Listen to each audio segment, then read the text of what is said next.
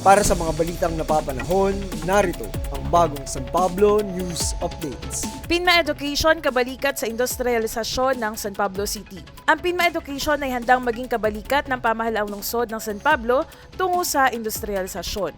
Ito ang pinahayag ni PINMA Education Chief Operation Officer Albert Gamboa sa kanyang pagbisita kay Mayor Najib B. Gapangada. Ang PINMA Education ay magtatayo ng bagong campus ng Rizal College of Laguna sa Barangay del Remedio, San Pablo City. Kasama sa pagbisita ang iba pang opisyal ng PINMA Education, sina Gloria Tutanes, Chief Operating Officer for Laguna, Sylvia Infante, Area Manager at Egypt Del Rosario, Marketing Manager for Laguna. Ang PINMA Education ang pinakamalaking network ng mas mataas na edukasyon sa Timog Silangang Asya. Nasa 178,000 estudyante ang mga naka-enroll sa kanilang mga kolehiyo sa Pilipinas at Indonesia. Sa pagbisita ng PINMA officials ay inilahad ni Mayor Naji ang planong industrialisasyon ng San Pablo sa pamamagitan ng pagtatayo ng Agri-Industrial Economic Zone.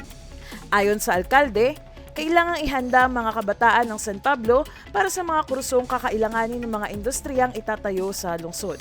Binanggit din niya na kailangan ng San Pablo ang mga nursing graduates.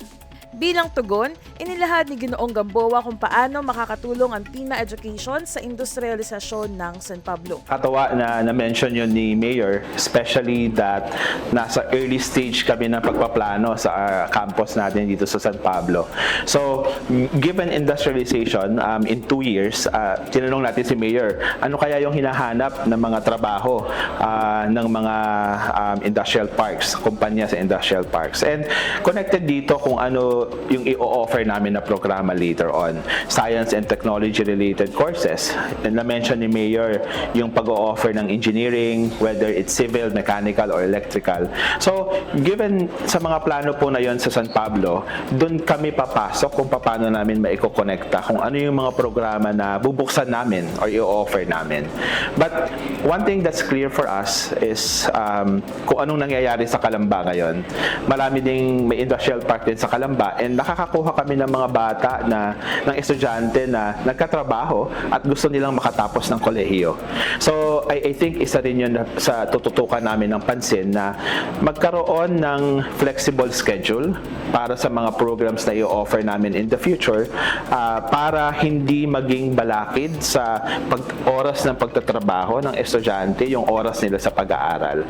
So, isa yan sa isang malaking bagay na tututukan namin para makasuporta kami sa pangangailangan ng mga tao na nasa industrial park. Bilang panimula, nagbigay ang PINMA Education ng 200 scholarship slots sa mga taga San Pablo sa pagbubukas ng kanilang bagong kolehiyo ngayong 2026. Pinapurihan at pinasalamatan ni Mayor Najib B. Gapangada ang PINMA bilang kauna-unahang education investor sa lungsod sa ilalim ng kanyang administrasyon. Para sa bagong San Pablo News Update, ito si Eira Diaz, nag-uulat mula sa CIO News and Public Affairs.